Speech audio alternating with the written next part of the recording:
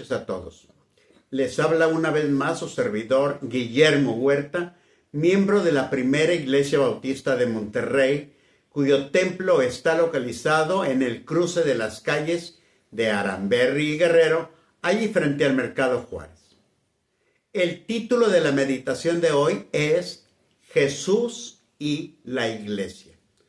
Pero antes de iniciarla, permítanme pedirle a nuestro Señor lo mismo de siempre, que prepare nuestros corazones para que esta breve reflexión sobre una pequeña parte de su palabra sea de edificación y de bendición para nuestras vidas, pero sobre todo, para honra y gloria suya. Miren, como parte de la sociedad en que vivimos, y a veces sin que sea nuestro propósito, de repente todos pertenecemos a una o más agrupaciones.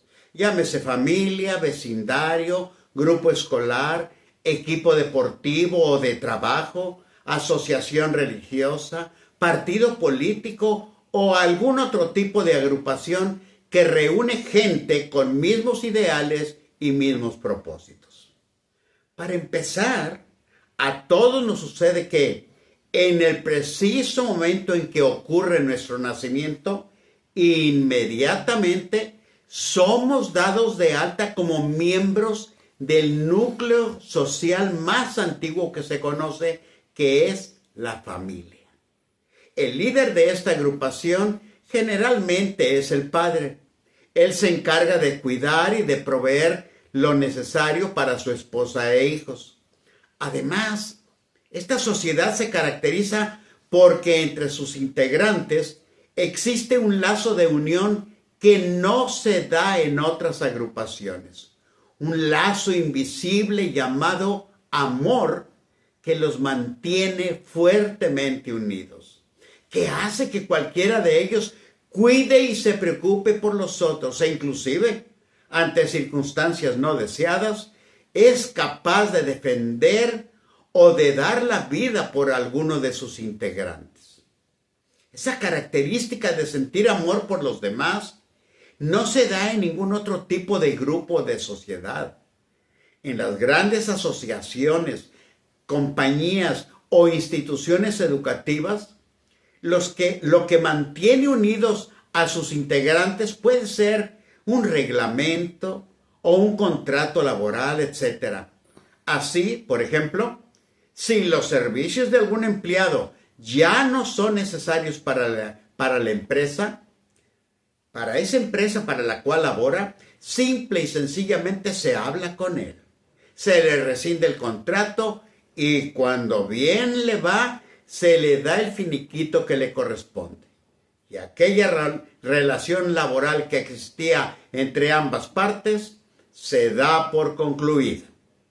A las empresas no les preocupa los problemas que vaya a enfrentar el nuevo desempleado, no.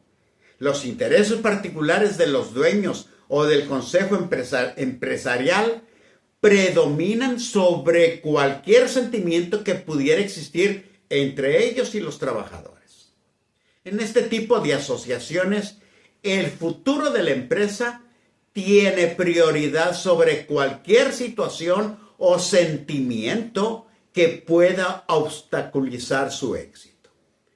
En lo general, el sueldo y las prestaciones económicas que las empresas dan a los trabajadores o son por ley o son por conquistas sindicales, pero todas son por obligación. Ninguna percepción es dada por amor. Se puede afirmar que este sentimiento es prácticamente desconocido en ese medio. Y así hacen los demás grupos. Cada quien hace la parte que le corresponde, en el horario que le corresponde, pero sin caminar la milla extra. Cuando se llega a dar el caso de que un trabajador exhorte a otro a trabajar con más ahínco, la respuesta que se obtiene es la trillada frase que dice: ellos hacen como que me pagan, yo hago como que trabajo. Bueno, pero ¿será posible que no haya alguna otra asociación que tenga un lazo de unión como lo tiene la familia? Pues sí, sí la hay, la iglesia, mas no cualquiera, sino aquella la que Pablo en su carta a los Efesios describe con estas palabras. Cristo es cabeza de la iglesia, la cual es su cuerpo y Él es su Salvador.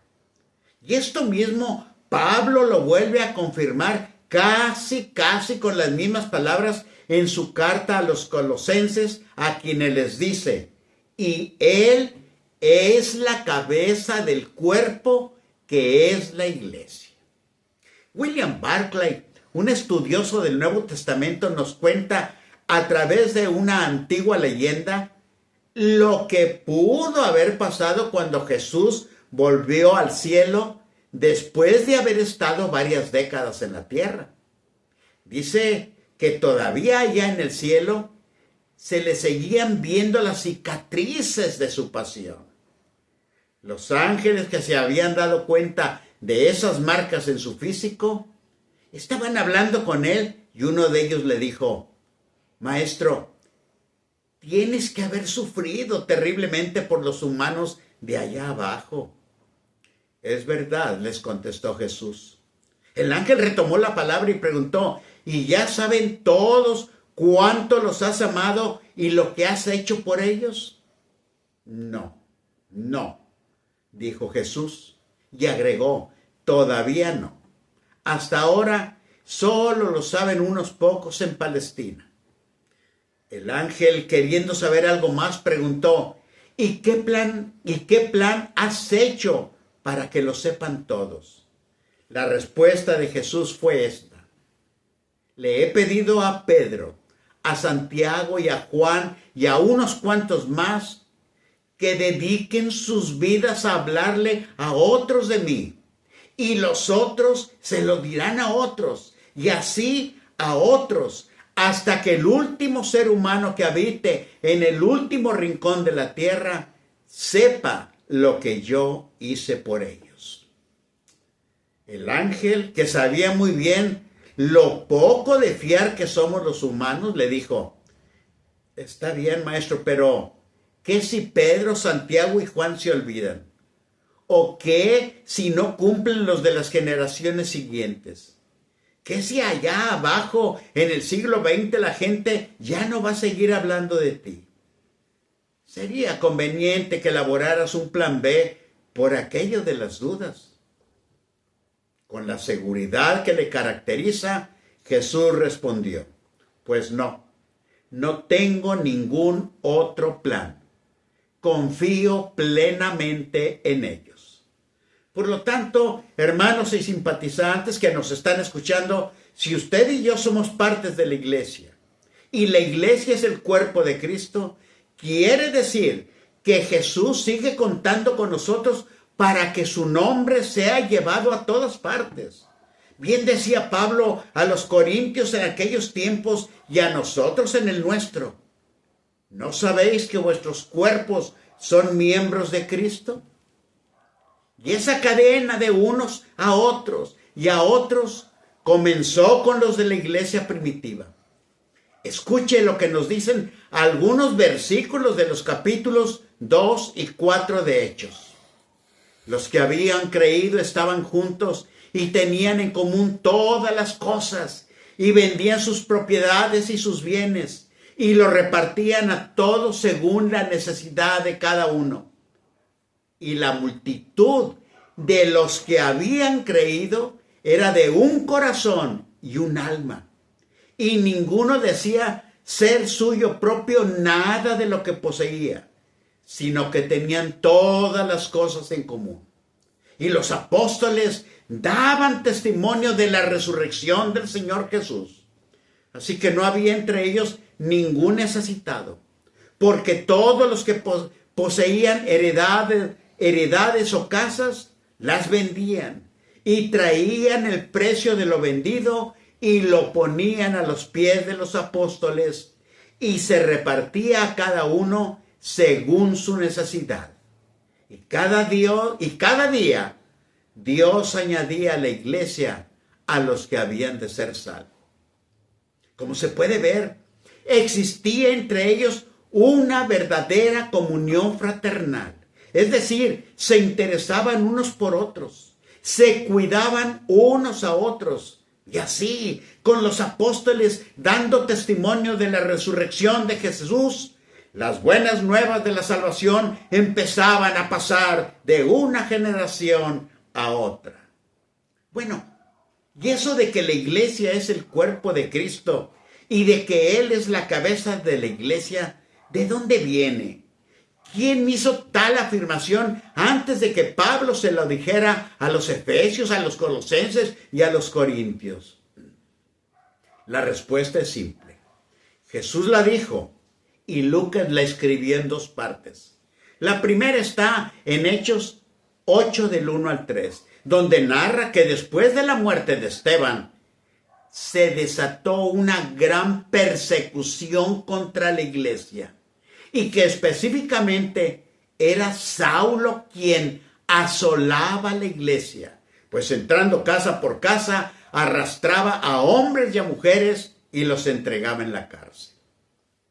La segunda parte la escribió en Hechos 9 del 1 al 5, donde menciona que Saulo, respirando aún amenazas y muerte contra los discípulos del Señor, vino al sumo sacerdote y le pidió cartas para las sinagogas de Damasco, a fin de que se hallaba algunos hombres o mujeres de este camino, los trajese presos a Jerusalén. Mas yendo por el camino, aconteció que al llegar cerca de Damasco, repentinamente lo rodeó un resplandor de luz del cielo, y cayendo en tierra oyó a alguien que le decía: Saulo, Saulo, ¿por qué me persigues? Y él dijo: ¿Quién eres, Señor? Yo soy Jesús, a quien tú persigues. Se fija, mi hermano, en esto que relata Lucas se nos dice que hubo una gran persecución contra la iglesia, que era Saulo el que asolaba a la iglesia, y que el mismo Saulo respiraba amenazas y muerte contra los discípulos del Señor. Pero luego, cuando Saulo iba a Damasco, oyó que alguien le decía: Saulo, ¿por qué me persigues? Y él preguntó: ¿quién eres, Señor? Yo soy Jesús, a quien tú persigues.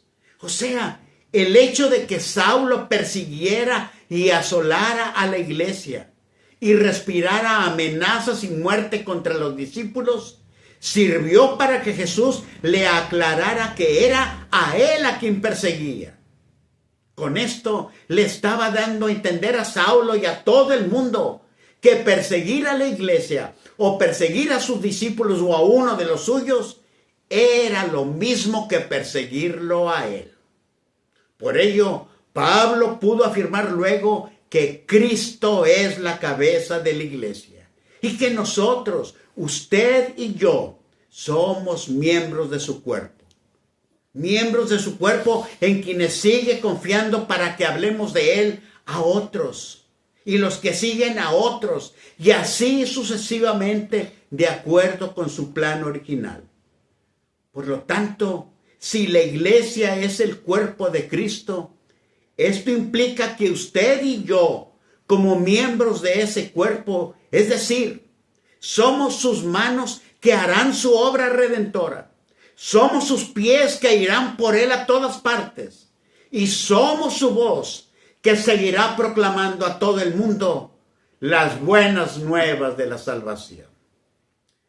Dios les bendiga hoy y siempre. Amén.